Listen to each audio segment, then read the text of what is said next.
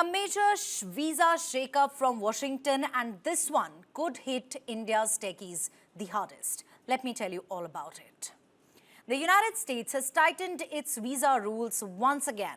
And this time, it is a direct blow to thousands of Indian travelers and students. In a major policy shift under President Donald Trump's second term, Indians can no longer apply for short-notice US tourist or business visas, known as B1 or B2 in third countries.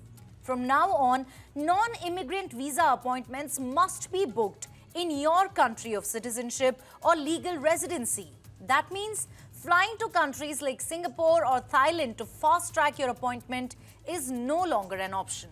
This move comes alongside a broader visa clampdown that began earlier this year, and it is hitting Indian students and professionals the hardest. Visa durations for students and exchange visitors have been capped at 4 years, replacing the earlier flexible stays. Mandatory renewals are now the norm, increasing both costs and red tape. Meanwhile, journalists on I-visas are restricted to just 240 days. But it's the students who are feeling the brunt. Over 4,700 student visas have been revoked recently, often for minor violations like irregular attendance or part-time jobs. And the new rule keeps piling up. Since August 2025, third-party passport collection has been banned. Except for minors, applicants must now pick up passports themselves or pay a delivery fee. The interview waiver program, once a relief for many, now requires most people to appear in person, ending exemptions for children and seniors. Well, the impact, you might ask. Visa denial rates for Indians are up to 41%, the highest in years.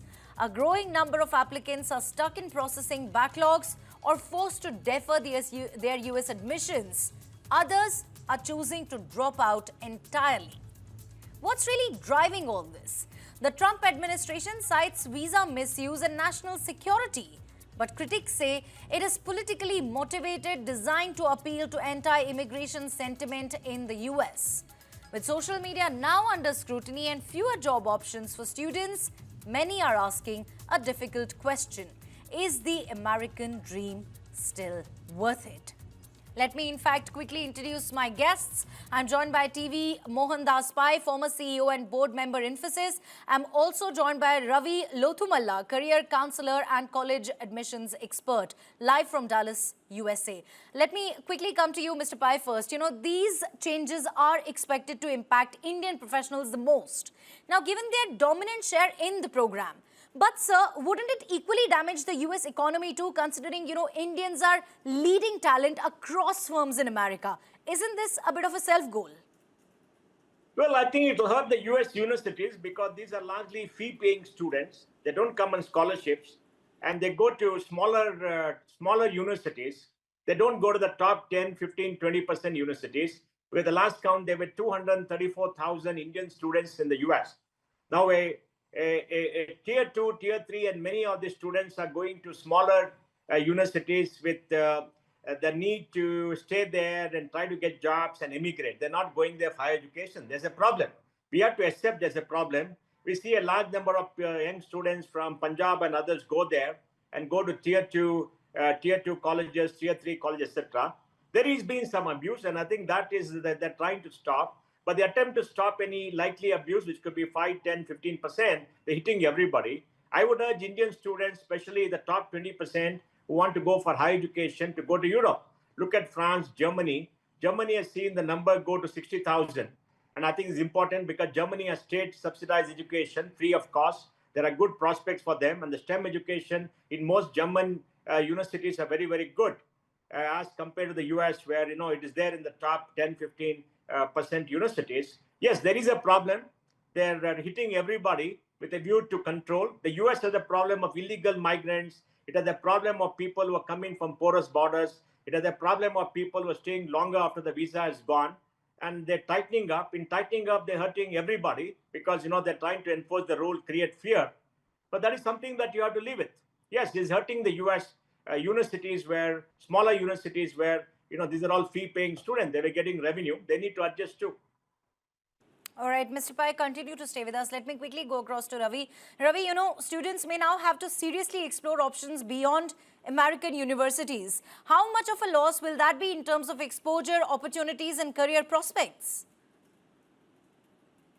I mean, I respectfully and truly agree with Mohandas Paiser's statements. He's exactly mimicking what exactly is happening in US. So he's 100% correct. So will this going to have a long-term impact? Let me put it this way. About before Trump came and after Trump came, there was a report on the entire H-1B data, and this data was run by research was run by Alexander Fay.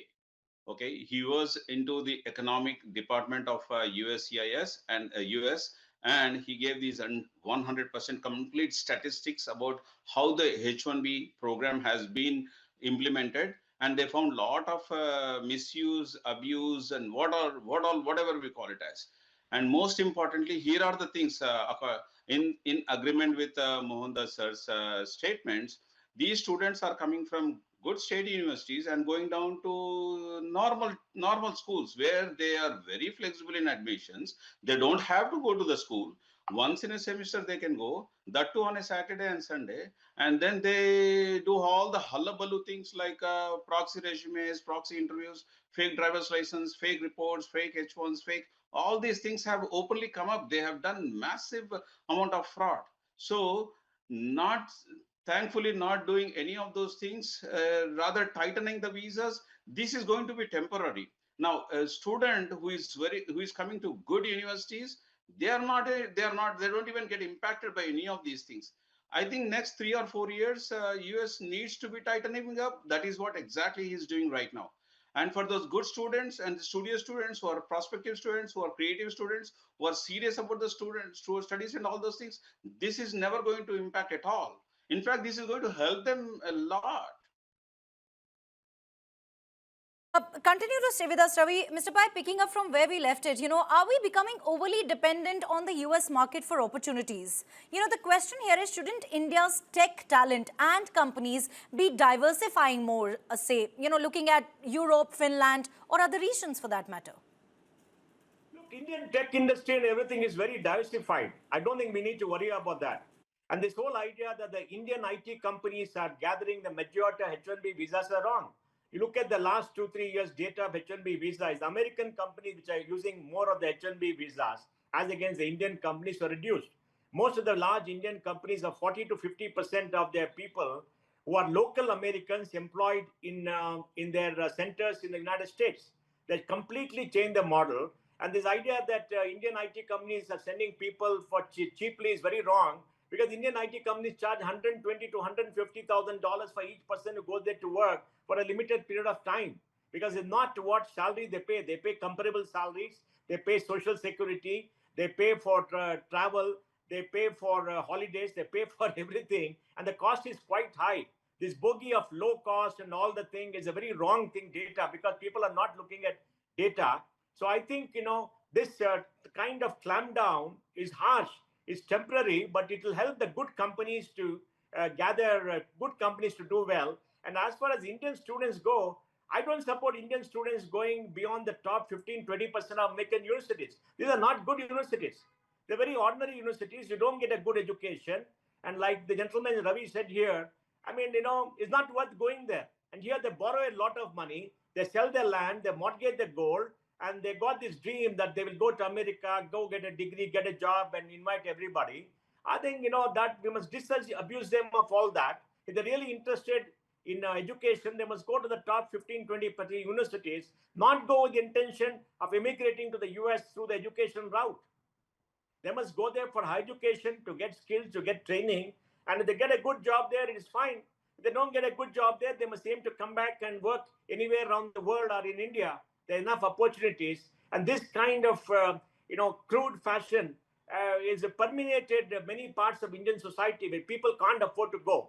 And I think it's very important that this kind of abuse stops and people understand what it means to go to another country, borrow heavily, get a third-rate education. And sir, you know, not to mention if the US keeps tightening visa norms, it would naturally push Indian talent to explore, let's say, Europe, Canada, or even build stronger ecosystems at home. Look. Canada is not a great country to go to. There are too many Indians there, sitting in shops and trying to do something. There are too many of these young Punjabis going there, creating trouble with Khalistan. Many of these Punjabis try to create trouble in India. Then they get a certificate that they are oppressed, suppressed, depressed, and go there as refugees, claim that we are all oppressing them. They come in there, the refugee program, all for immigration. And the Khalistani elements in Canada sponsor all these people because they get cannon fodder. They get free labor to go do all the things that they want to do for their own ends. There's a lot of abuse in Canada, and it's not a country where everybody gets jobs. The economy is shrinking. The economy is not doing well. So I think, all countries, all Western countries are clamping down on huge numbers coming because they realize it doesn't work. Even the UK is clamping down. I mean, UK has got 100 universities. Barring the top 20, 30 universities, the rest are not good. What are you going there for? To do an English program? To do some small certificate program and then stay there and say, I want a job? I mean, come on. If they want to clamp up, I think it's something that is within their rights. I think they're looking after themselves. They've got a problem, a huge number of illegal immigrants who have stayed longer. They've got a social problem, and they're trying to solve the social problem. And all of us, the world will be hurt because they'll try to spread that across everybody. The only fear is there should not be racism. Racism is raising its ugly head. They're trying to hit everybody who's an Indian in America, trying to create fake narratives. That is the wrong thing. Clamping up, cleaning up, and everything is something within the rights, and they're well on the way to do it. And we should also make sure that our students don't get stuck in all these fake narratives. India has got a problem. A lot of people are paying all this vested interest who are human traffickers. They're paying these agents and human traffickers, selling land, paying 40, 50 lakhs to give bribes, going to Mexico, going to all kinds of borders, crossing borders to go to the US and Canada. And this human trafficking on an industrial scale. And this must stop. India must also clamp down, especially those fake agents in Punjab and other places who are trying to do human trafficking and exploiting people, the naivety of people saying that the US is a promised land, etc. And India should also clamp down on all these people.